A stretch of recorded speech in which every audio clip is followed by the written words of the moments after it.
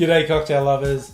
This is a riff on a cocktail I found. The recipe I found was called the Frantic Atlantic. It was created in a bar in Melbourne called the Everly, which is closed a few years ago, which is a bit sad because it was one of the top bars in Australia. I've done a riff because their one, it was a highball and it was topped with grapefruit juice.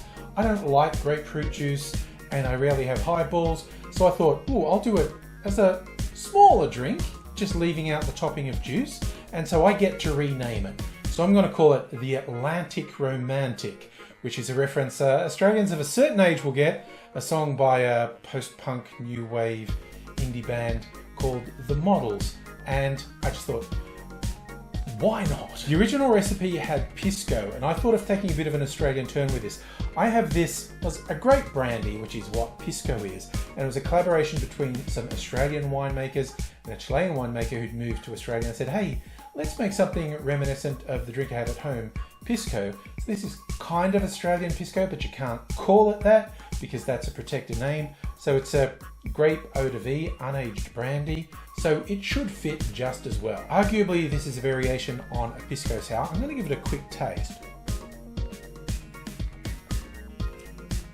Ooh, that's nice and bright. The lime juice has got a tart bite in there. I'll show you how to make it.